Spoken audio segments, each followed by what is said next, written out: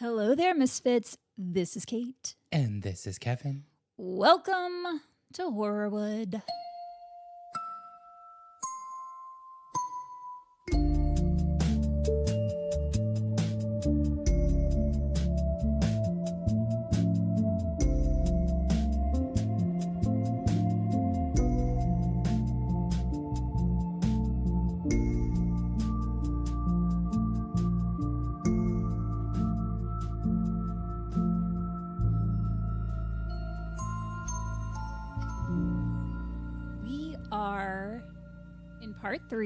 Part three of the Hollywood Ripper. Before we get into this, I just want to commend you for making it here on time when it's daylight savings time. Well, on time. Well, you weren't on time, but you weren't an hour late. No, just a couple minutes, a few minutes. A few. Yeah, sorry. No, it's totally fine. No, I got to the point where I was like, shoot, what if he passed out and just forgot? Well, because I knew that you've been working late. Right. And so I was like, oh man, what if he didn't set his alarm and just assumed he would get up at his regular time, which will be too late. But then you ring the doorbell. Well, so I did turn off my alarm an hour early, but still I was still awake in time to get up, get ready. Okay, good. Everything. Yeah. And it's warm outside. Yeah. And I hobbled out in my coat and I was like, no. You did not check the temperature. I didn't. It was cool in my room. I had the window open. Yeah. I was like, ooh, it's nice. Ooh, it's nice. Ooh, a chill. Yeah, it's really warm out. I took Frankie out earlier and in my t-shirt and I was sweating. Oh my God. But I'm not complaining. No. Do you think this is real spring or do you think we have one more winter burst? I think we have a winter burst. I do too. I'm feeling it. Yeah, I feel like that's how it's going to go. But it thunderstormed the other day. I love a good thunderstorm. It's my favorite thing in the world. The thunder woke me up in the morning. I had my windows open, so the rain, I could hear pitter-pattering. Did it rain inside your apartment, though? A little bit, but, that's okay. Just on the windowsill. Okay. We're going to talk about leaving your windows open for a variety of reasons. Fair enough. I've been waking up. This is weird. Okay. I've been waking up at 3 a.m. every day for the past week. All right. So you know that's the witching hour. Of course. And you know that we have other things attending our recordings. I think we do. And once I get this room vibed out, I swear it's coming, you guys. I'm going to do a video. We're just figuring it out. Right now, it's a hot mess. It's chaos in here. I love it. I think it's amazing. Really? I don't. Into it. It's way too much chaos for me. Okay. I want things straightened up. I want this room to be done. And it's felt unfinished since I moved in. Sure. I like it in here. Also, do we have any sage left? You know what? We might not. Okay. Well, if not, we can always grab some more and just sage the shit out We're of going to have to sage it. We're going to have to put up more sound dampening. I feel like our sound is still a little bit off, but we're getting there. We'll work on it. 100%. I've got ideas. We do have a new Patronian to shout out. Are you serious? Am I serious? Are you kidding? No, I love this. I'm going to pronounce it like this, and I hope it's correct. Julie Aguirre. Ooh. Could be Aguirre, but I think it might be Aguirre. But Julie, thank you so much for signing up. She's our newest Misfit Murderino. Oh, love. Welcome in. Welcome to the Patreon. Thanks for being here. Thanks for listening to us. Thanks for supporting us. Speaking of Patreon and subscribers, this Thursday we do have a subscriber episode coming out, which means part 4 and the final part, I swear, of this gigantic series of the Hollywood Ripper will come out on Monday. I have no qualms with you for this. Honestly, it's been a treat to listen. I know that it infuriates some people and people start to lose interest. Our numbers dip dramatically when there's a multi-parter, but the way I've been doing it, I wanted for each woman to have her own episode. This episode's actually going to be on 2 women. Okay. And then the next episode will be the conclusion, and that will focus more on Gargiulo. Got it. Okay, that's what you mentioned last time. Maybe what happened. Yeah, I thought maybe I'd put them together, and I was like, no, I don't want to put him in with his theirs. victims. Yeah. So he obviously comes up in this, but This is more focused on the women's stories. Got it. That's great. So let's see, just to refresh our memories here. Last week, we learned about Trisha Pacaccio, the 18-year-old Illinois native who was just a week away from starting her freshman year as an engineering major at Purdue University when she was murdered literally at her doorstep. Yeah.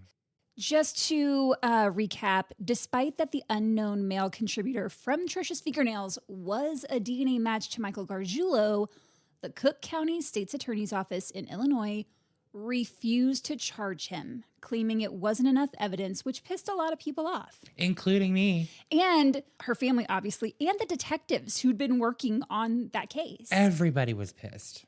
Detectives still don't have any physical evidence in Ashley Ellerin's case, but because of the close proximity within which Gargiulo lived to Ashley and to Trisha, and the similarities between their murders, both had been stabbed repeatedly, both had been posed afterwards for shock value, there was no robbery, no sexual assault. They were feeling confident those two murders were committed by the same person. Yeah. And who could forget Gargiulo's collection of Dr. Giggles figurines? Oh my fucking God. We're going to bring that up. Dr. Giggles. Dr. Giggles. Yikes. I do kind of want to go watch that movie now. You would. That sounded mean. Read. Kate's over here. That was not a dig. The way, I know, but the way you said it did come across. I was like, you would. You didn't even make eye contact. It's on video. That should be a clip on our Facebook. Yes, Dr. Giggles. Check out the horror movie. You don't have to roll it back. So Gargiulo was still a free man, and it was only a matter of time before he would kill again. Mm-hmm. That time came in 2005 in El Monte, California, which is about 12 miles east of downtown Los Angeles. At this time, his target was a beautiful young woman by the name of Maria Bruno. Maria del Carmen Lopez Menjivar was born on July 13th, 1973 in El Salvador. She came to the United States when she was a teenager and shortly after arriving, crossed paths with a young man named Irving Bruno. Ooh. The two hit it off, and it wasn't long before they were married. Whoa. Maria dreamed of being a model, but shortly after she and Irving married, they got pregnant. And those babies kept coming. Oh, shit. The way you react when children come into the world. It's jarring. It's jarring. You're like, she wanted to be a model, but then she shot out a bunch of kids. You're like, oh shit. No. They had 4 in total. Oh. 2 of them were twins. So 3 pregnancies, but 4 babies. I mean, that's still a hardship. Motherhood and her marriage took priority, so she had to kick those modeling aspirations down a few notches. Normalize pregnant models. Yeah. But it's the raising of the children. No, I get that. 100%. But I just wanted to throw that in there. She had a few other things occupying her time once those kiddos came around. I guess so. Maria was only 30 by the time the twins came along. They were the youngest of the kids, so 30 years old with 4 kids, all under the age of 5. I am having a panic attack just even thinking about that. She was busy. Oh. Whether it was the stress of parenthood or other things going on, Maria and Irving's marriage began to fall apart. And this is awful. Irving became physically abusive towards Maria. God damn it. The two of them had violent fights. Physical? Yes. Okay. Which is awful no matter what, but especially when you've got kids in the house. Although thankfully it doesn't sound like Irving was abusive towards them. Okay, I mean, that's good, but still, it's not a good situation. The abuse went on for a long time. Okay. The two were fighting constantly, and at one point, Irving reportedly threw Maria to the ground and punched her in the face. So she's in a bad situation. Yeah. Finally, she told him, you know what? I don't have to take this. I'm moving out. Yes. Interestingly, she did not take the kids with her. They stayed with Irving, which I found surprising since it sounds like he was the aggressor. But I wonder if maybe Maria and Irving had made some sort of arrangement to give her time to get settled.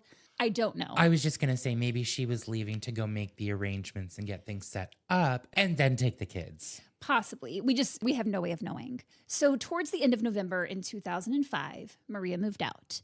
Now that she was going to be living alone, she wanted to make sure her new place was really secure, obviously. She didn't want a place that was like along a sidewalk where just anyone could walk up to the building. She wanted something that felt really safe.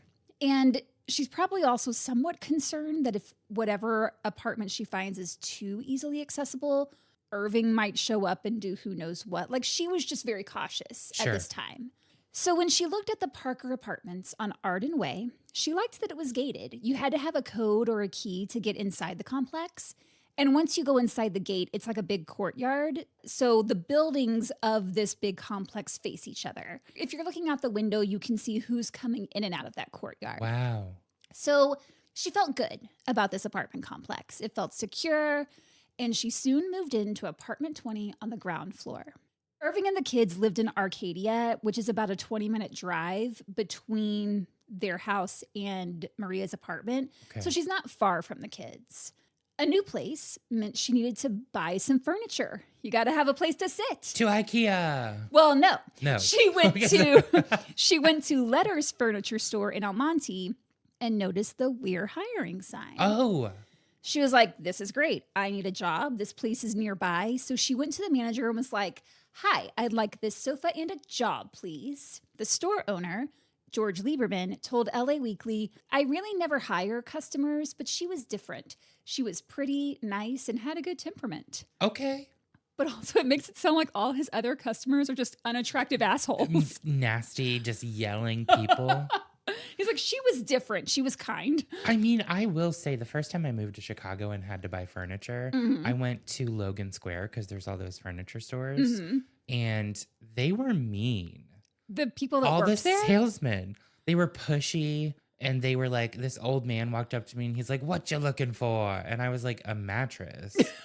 and and he's like, look at this Serta. I give it to you for $3.50. What store were you in? This does not sound legit, Kevin. I don't know, but I was like, no. And then he was like, how about $300? And I was like, no. Are you sure you weren't like at a flea market? I don't know. And then I just turned around and left, and he was pissed. Logan Square, what are you doing? But good for her for being a nice furniture lady. Yeah. Maria got the job as a clerk in the store's collections department. So she's handling the money, making sure customers are making payments on time, handling the store's finances. So this is a good job. Yeah. I think she felt proud. Like, I got out of that abusive relationship. I got an apartment. I got a job. I can do this. Yes. It was a new chapter for her, but she seemed ready for it. She was optimistic. Good. She was even thinking of maybe pursuing modeling work. Yes. Things seemed to be falling into place, but there was this one thing making her feel a little uneasy. Okay. She told her friends that right after she'd moved in, some, quote, weird guy kept watching her. Oh, shit. She was like, yeah, he creeps me out a little bit, but other than that, the place is great. Mm-hmm. Then one day she was carrying groceries in, and a man dressed in a hoodie and baseball cap followed her into her apartment without her realizing. No. So she turns around to close the door, and he's just standing right there. Ugh. That would give me a fucking heart attack. A neighbor witnessed this and said the guy immediately backed out of the apartment and said, okay, I'm leaving. And then Maria shut the door in his face. No, that's scary. That's terrifying. Who just wanders into somebody's apartment? Nobody good. I'd like to think anyway that I would call 911 to be like, hey, someone just like followed me in. Like, can you maybe come out here and check the place out? But at the same time, like, what are they going to do? Well, also, yeah, what are they going to do? And she's probably in shock. Like, yeah, right after it, kind of just happy the guy left. Right. And I feel like if you're talking to the cops, you're going to be like, yeah, a guy tried to come in and then he left when I told him to. They're going to be like, okay, great. Yeah, it's that thing, especially like with stalking and stuff like that. It's like you can't, there's nothing, they don't do anything. They don't do anything. And it's not, there's no process and procedure to like stop it or prevent it. It's so scary. Ugh.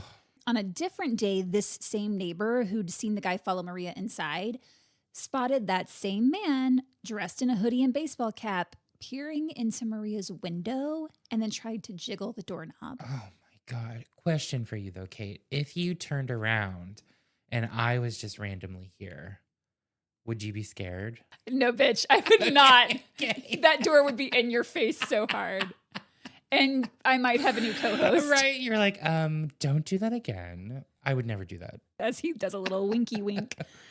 Yeah, I feel like if you see somebody creeping around your neighbor's place, tell somebody. Tell somebody. Just mention it. Yes. Especially when you see that same person twice. No, it's not good. Best to call the police, but at the very least, tell that neighbor. Yes. And unfortunately, it doesn't sound like he mentioned anything to Maria about the guy looking in her window. Shit. On November 30th, 9 days after Maria had moved into her new place, she agreed to go to dinner with her husband, Irving, so the two could talk. According to Irving, they had decided to rekindle the relationship. I don't know that she was ready to go back to him, especially after she'd just gotten a new place, a new job, not to mention the courage it must have taken for her to get out of that abusive relationship in the first place. So, rekindle? I don't know about that. But it does seem that the dinner was at least amicable. Okay, well, that's something. Afterwards, Irving gave Maria a ride back to her apartment and dropped her off, and they agreed that he would come by the following morning to give her a ride to work at the furniture store. When he showed up the next morning, Thursday, December 1st, I think he got through the front gate. Either Maria gave him the code because she knew that he was coming to pick her up, or he followed someone in. So he gets through the front gate, walks through the courtyard, but when he got to her door and knocked, she didn't answer. He was like, that's weird. We agreed that I was going to pick her up and take her to work this morning. She should answer. I believe her unit door was unlocked because he was able to walk right in. Wow. So once he was inside, he starts calling for her, like, Maria, hey, Maria, are you ready to go? There was no answer. He walked through the apartment and nothing could have prepared him for what he was about to encounter. When he got to Maria's bedroom, he found her lying in her bed, covered in blood. The scene was like a horror movie. Like Ashley Ellerin, Maria's throat had been slashed so deeply, she was nearly decapitated. Oh my God. Her body, specifically her chest, was mutilated. Her breasts had been cut off and one had been placed over her mouth. Oh my God. She'd been stabbed a total of 17 times. She was only 32 years old, leaving behind a 5-year-old, 4-year-old, and 2-year-old twins. Like Ashley and like Trisha Pacaccio, she was posed for shock value. Sure. And like the others, there was no robbery or sexual assault. And as was determined by the coroner in Ashley's case, the coroner in Maria's case said the attacker was likely left-handed. Also similar to Ashley and Trisha's cases, Maria was very petite. She was only 90 pounds, which after 4 kids, like, wow. Fuck. Irving called the police, and when they arrived, they noted that a screen from the kitchen window had been slashed and pried open, which is how Maria's attacker got into her unit. Oh, no. They also noticed that there was a package of brand new kitchen knives on the counter. The package had been opened, and the biggest knife, the chef's knife, had been removed, and it was never found. So it's reported everywhere that, oh, that was the murder weapon. Not necessarily. Not necessarily, right. He had a knife to slash the kitchen window screen. So he had a weapon on him. I don't know that we can say with certainty, oh, he must have used her own knife to kill her. But like, that's kind of the story that's out there. Those were her knives? Yes. Okay, got it. But I don't doubt that he took that knife to add to his arsenal. Collection. You just know that like she had probably just bought those knives for her new place, like just had the package sitting out as she's setting her kitchen up. It's also reported that because she was found in her bed, she was asleep when she was killed. There is literally no way to know that. Yeah. Maybe she was lying in bed but hadn't gone to sleep yet. Maybe she was asleep but woke up in the middle of the attack. It would be nice to think she was asleep and therefore didn't feel anything, but how can we really know? We don't know. Detectives interviewed the other residents in the complex, asking like, hey, did you see anything? Did you hear anything? And a neighbor who lived above Maria said she heard crying coming from Maria's apartment around 1:30 a.m. That right there tells me Maria was awake for at least part of the attack. Yeah. The fact that the whole reason she settled on this apartment was because it made her feel safe. And then this happens just a week and a half after moving in. And it's interesting because Ashley Ellerin, she'd only lived at her place for a couple of months when it happened. Right. The neighbor that witnessed the man follow her in when she was carrying those groceries told detectives what he saw, but those leads didn't go anywhere. They also looked into the residents' backgrounds. Lead detective Mark Lillienfield said, "We ran the criminal history and nobody appeared to have a serious arrest record." There was one resident who was never home when detectives knocked on his door. Gargiulo. Not Sal, sorry. Who the fuck is Sal? There's no Sal in this story. Wait, let me explain real quick. Last night there was a patron who had that first name Sal? and a last name that sort of sounded like Gargiulo. So in my mind, that's why I said that, because it reminded me. It's not Gargiulo though. What was Sal doing that made you think of him? He's great. Oh, okay. Not a murderer. Not a murderer. Okay. So at the time, they never spoke to him. He never answered the door. They left a business card, but shockingly, Gargiulo did not call them back. Oh, really? Yeah, isn't that weird?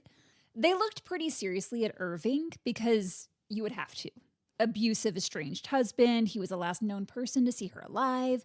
They searched Irving's car, and they found small droplets of blood on the passenger seat, the center console, and on a hat of Irving's. Oh, wow. Tests did confirm it was Maria's blood. So things weren't looking good for Irving over there. No. But Irving told police, whoa, the blood came from Maria's finger, which she had cut while we were out at that restaurant. So when detectives spoke with the restaurant manager, he confirmed that, yes, Maria had cut her finger while there. I think she had asked if he had a Band-Aid, which is how he knew about it. Got it. So detectives ruled out Irving. There was another unsolved case at the time, a young woman murdered inside her home in Santa Monica that Detective Lillienfield thought might be related. So he called up the lead on that case, Sergeant Rich Lewis. But when Lewis and Lillienfield compared those cases, there were too many dissimilarities, and they pretty quickly determined they were not related. And that was kind of like the last time they spoke, but put a pin in it. Pin. Like Ashley Ellerin's case, detectives in Maria's case didn't get any DNA evidence from the crime scene, not even from the windowsill where he entered her apartment. Right. However, outside of Maria's apartment, just 10 feet from her door, was a single blue surgical bootie. Oh. Like the kind you wear over your shoes if you're doing work in someone's home. Yes. Like if you're a heating and air conditioning man. On the bottom of the bootie were drops of blood, which investigators had tested, and it was Maria's blood. Okay. It was the one clue Gargiulo unknowingly left behind. Oh, wow. They kept the booty as evidence, but unfortunately without DNA from someone other than Maria, and without any reason to suspect one of her neighbors had done this to her, her case remained unsolved. That is until 3 years later, in 2008, when Gargiulo struck again. Only this time, his victim, Michelle Murphy, survived. A survivor. Yes. And she is fucking phenomenal. Oh, God. And she helps turn everything around. Yes. 26-year-old Michelle Murphy grew up in Scranton, Pennsylvania. Scranton. I've heard of it. The Office. Oh, I don't watch that. Oh my God, that's right. I forgot you don't. It's like when we went to that play that Rainn Wilson was in. And when Rainn Wilson came out on stage, everyone like cheered. And I was like nodding like, oh, you turned to me and you go, is he supposed to be somebody famous? I was like, it's Dwight from The Office. What do you mean? That was a good play. I honestly don't remember the play at all, but I just remember him on stage. Okay. But yeah, you were like, cool. Yay. I was shocked that you had never seen The Office. Oh my God. You would love it. It's like so up your alley. Yeah, I know. I need to sit down and like give it a shot. Have you ever watched a single episode? I have seen an episode here and there, like parts of an episode. I went to a Dairy Queen a couple weeks ago and they were playing it in there. And I glanced at it a few times. Okay. So she grew up in Scranton. She earned her bachelor's degree in communications from the University of Scranton. And then she moved to Los Angeles, where she eventually became the senior manager of television localization for 20th Century Fox. That's a huge job. Whoa. So the person that holds that position is essentially responsible for the global audiences. So like, let's say 20th Century Fox has a sitcom that started in the US, but now they want to air it in Germany. Okay. Michelle would be the person to oversee everything involved with getting that show ready to air in Germany. So like the subtitling, the dubbing, everything that encompasses what that requires. Wow. Yeah. That's amazing. It's a big position. I don't know if she's still doing that, but at the time of her wedding in 2017, that was her job. Got it. So I want to just say that up front. She survived. She got married. She had this amazing career. Yay. But that career almost never happened. Ooh. Back in 2008, Michelle was living with a roommate on the second floor of an apartment building in Santa Monica.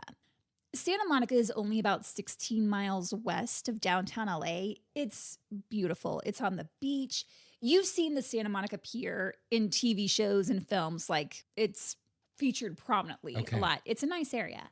Michelle was very petite, only 5'1", but she was really athletic. She worked out regularly. She'd often jump rope in the alley behind her apartment or go for a run through her neighborhood. On Monday, April 28th, 2008, she got home from work around 6:45 p.m., threw her bed sheets into the wash, and then went outside to do some sprints and jump rope in the alley, getting a little workout in to finish out her night. Hey.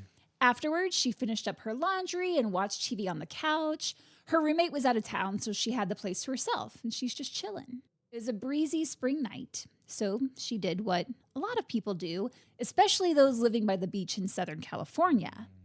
She cracked the window open a few inches for some fresh air.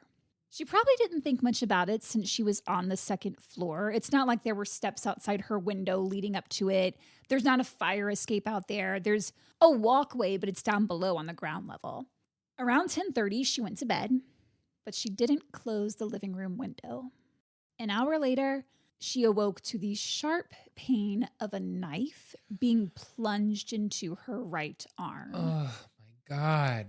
At first, she thought she was having some horrible dream. Because you know, like, when you're awoken unexpectedly, you're groggy. You're like, wait, where am I? What time is it? Am I awake? Like, why am I awake? You're confused.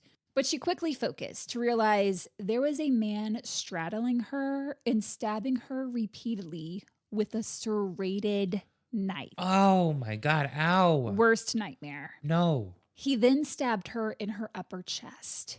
She screamed, "Why are you doing this?" Yeah. But he was silent. Didn't say a word. Ugh.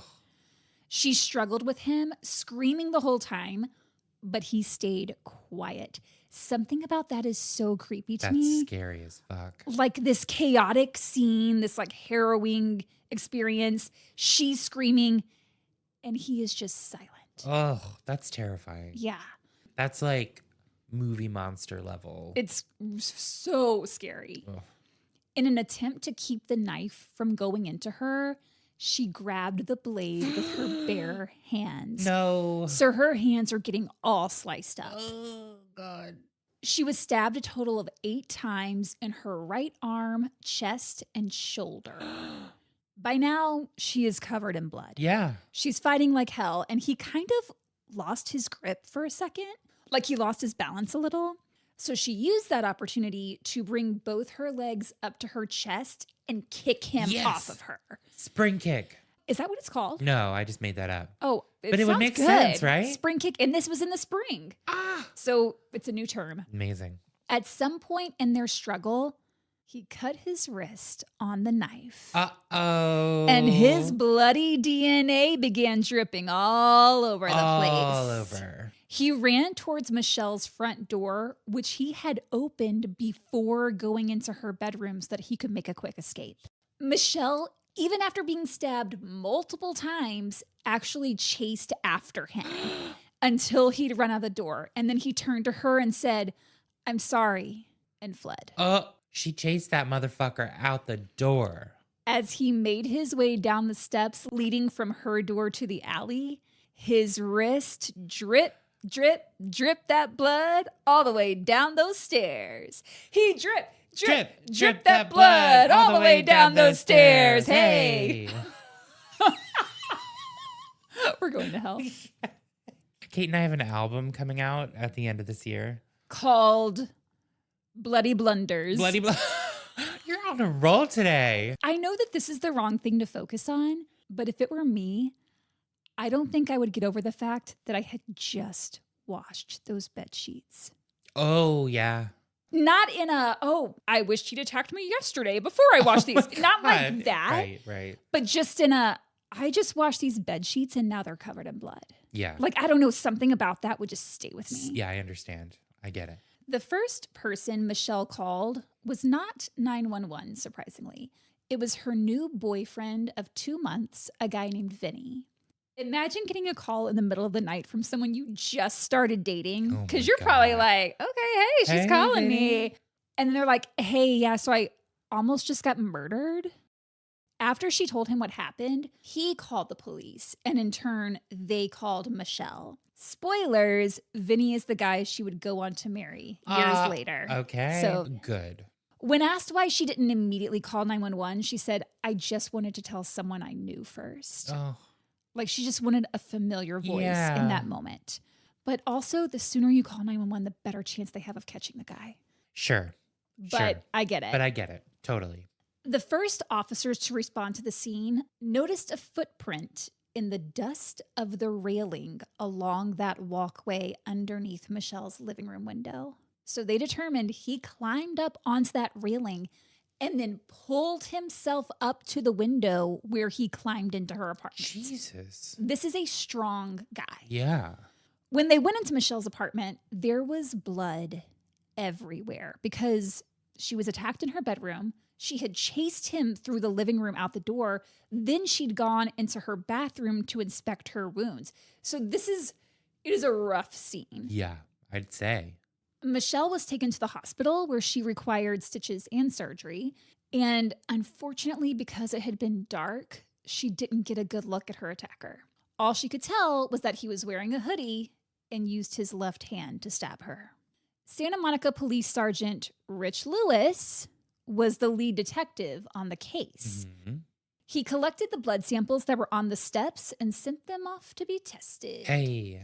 Meanwhile, Michelle never stepped foot in that apartment again. I mean, no. Who could? Yeah. She had family and friends go there and pack up all her belongings. So think about that too, like walking in and seeing all that blood from where your loved one was almost murdered. Oh, that is terrible. Like, that's traumatic for everybody involved. And then you have to think about her roommate who just happened to be gone at that time. Yeah. If I were the roommate, I don't think I could go back either. That's wild. Michelle moved out of that neighborhood entirely and avoided the area at all costs, which, same, I would too. Of course. She said that after her attack, she became much more vigilant about making sure all her doors and windows are closed and locked. Kevin. Well, yeah, I live on the 3rd floor. It doesn't matter. Close and lock your windows and doors, even if you live on the 10th floor. Okay. And you think, there's no way someone would climb this building and scale this building and get into my apartment. Actually, now that I'm thinking about it, when people go up on the roof at my building, they're right there. They have those pulleys that pull them up the side of the building. Don't give people ideas. But I woke up once and I opened my eyes and looked at my window and a guy just like went up on a rope in front of me and I was like, ah. So you've just proven to yourself why you should always keep your windows closed. God damn it. I have to turn my radiator off. It's like the ladies from Morbid Podcast always say, fresh air is for dead people. Wow. Fresh air is for dead people. Well, close and lock your windows. They should have that on a t-shirt. They do. They do. Oh, they have plenty of merch. Trust. Michelle also struggled with sleep for a very long time. Yeah, of course. After her attack. I don't know how you could sleep at all after that. She didn't like the nighttime or the dark and slept with the lights on for a pretty good while. Okay.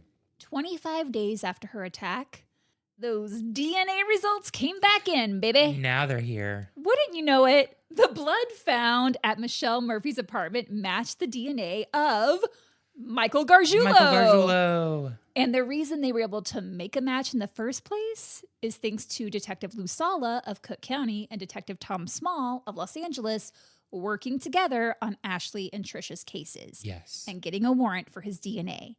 So he was in the system. Yes. And when investigators tracked the residence of Gargiulo, turns out he lived in the building right across the alley from Michelle Murphy, 100 feet away. Oh, shoot. And from his apartment, he could see directly into Michelle's. Yeah, well, and she's also out in the alley, like, exercising and stuff. Detectives presented Michelle with a photographic lineup, what they refer to as a six-pack. So photos of 6 different men to see if she could identify any of them. She immediately picked out Gargiulo and said, "Oh, he's my neighbor. He'll occasionally wave hello and I'll wave back. He's tried to talk to me before when I've been working out in the alley." Imagine what must have gone through her head when she realized her friendly neighbor that waves hello is the same man who tried to murder her. It also makes you think, how well do you really know your neighbors? Not at all, which is why I try to avoid talking to them. Just don't wave to anyone, I think is the moral of this story. No, I only wave at the older couple. They're sweet. And then if I hear someone coming up the stairs in my building and I'm trying to leave, I'll close my door and wait till I hear You're their one of door those. open. Yeah, I'm like, don't talk to me. Don't look at me. Just leave me alone. We live in different situations. Your building is a bit different than mine. Like, I know my neighbors, but I will be taking a closer look at them. Yeah. They listen to this, so just so you know. Hey, guys. I'm watching you. Kate, they look out and just see Kate, like, looking out a window, like, really peering, intensely. and, like, I'm the weird one that's stalking them. Great. Sergeant Rich Lewis gathered information on the type of van Gargiulo drove and began surveilling him. And on June 6th, 2008, they watched as Gargiulo exited his apartment, got in that van, and drove to a Rite Aid pharmacy. Rite Aid. Of all the places, a Rite Aid. Wow. They apprehended him and arrested him in the parking lot. Yep. When Sergeant Lewis told him he was under arrest, Gargiulo asked, "Which agency is this?" As in, I've attacked so many women in so many different locations. Which one are you referring to? Which one are you doing? So he's taken into custody and charged for the attempted murder of Michelle Murphy. When detectives searched his van, they found a bag with some tools, like what he would need as an HVAC guy, along with blue surgical booties. When Sergeant Lewis learned that the DNA found in Michelle's attack matched the DNA on Trisha Paccaccio's fingernails, and when he noted the similarities between Michelle and Trisha's cases, he remembered a conversation he'd had 3 years earlier with his colleague from the LAPD, Mark Lilienfield. They hadn't had any communication in 3 years. They're not in the same jurisdiction, so they don't work on the same cases. But Sergeant Lewis thought Trisha and Michelle's cases feel similar to the Maria Bruno case Lilienfield was working on. Right. He felt maybe Maria's case was connected and wanted to share the info he had with that jurisdiction. He told LA Weekly, "When officers network, we solve cases." Yes, that's right. We love to see it. Get into it. Lewis and Lilienfield compared notes, and there were too many similarities between Michelle's attack and Maria's murder for it to be a coincidence. Yep. Lewis also contacted Detective Lou Sala, who had headed up Trisha Paccaccio's case. Yes. Detective Sala contacts Detective Tom Small, who was working on Ashley Ellerin's case, and all these lead detectives start working together. Hey. Sergeant Lewis starts doing background on Gargiulo and finds out he used to live in El Monte and gives Lilienfield the address, and it was the same apartment complex as Maria Bruno. What do you know? The Parker Apartments. Gargiulo's unit was directly across the way from Maria's, a distance of a mere 120 feet. Wow. His was on the second floor, hers was on the first, and from his window, he could see directly into her unit. So he's got a pattern. Yep. Remember, Lilienfield had tried to speak with Gargiulo back in 2005. He didn't know it was Gargiulo at the time when he went around interviewing the residents of the apartment complex, but Gargiulo never answered the door, didn't contact him. Now armed with the info Sergeant Lewis had shared with him, Detective Lilienfield goes back to that apartment complex. He spoke with the apartment manager who let him and his team search that unit because it happened to be vacant at the time. So they got lucky there. Yeah, they did. Also, I'm just realizing Lilienfield is the last name, right? Yes. Okay, I thought you were saying Detective Lillian Field. Oh, sorry. It's Mark Lillian Mark Field. Lillian Field. Yes. Thank you. I was like, who's Lillian? Lillian just entered a chat. Hey, Lil. Haven't heard of her. She's over there with Sal, just Right, having a great time. They're hanging out. They're drinking. So this is 3 years after Gargiulo had lived there, and other tenants have moved in and moved out. The place had been freshly painted, new carpet. It was immaculate for whoever would happen to rent it next. So Lillian Field is thinking, we're not going to get anything from this. Like, this is a lost cause. And it was summer in LA. And Lillian Field said, I will always remember that day because it was hotter than heck out. And we're, of course, all wearing suits and ties. So they're all standing around, sweating, staring at the interior of this spotless apartment, when Lillian Field happens to look up and says, is that the door to an attic? Which is super weird for an apartment unit to have an attic. Yeah. But this one did. When they opened it up, there were no steps that came down like you think of when you think of an attic. Right. So the detectives had to go get a ladder from maintenance, carry it up to the unit, and then they all kind of looked at each other like, okay, who's going to climb up there? They're like, not it. Nope. Lillian Field looked at his partner and said, man, I don't want it to be me. I'm wearing a suit. It's fucking hot. But his partner, Joe Purcell, was a little bigger and a little older, and he told him, sorry, buddy, it's got to be you. Sure. Yep. So Lillian Field begrudgingly climbs up, and right there at the opening was a plastic bag.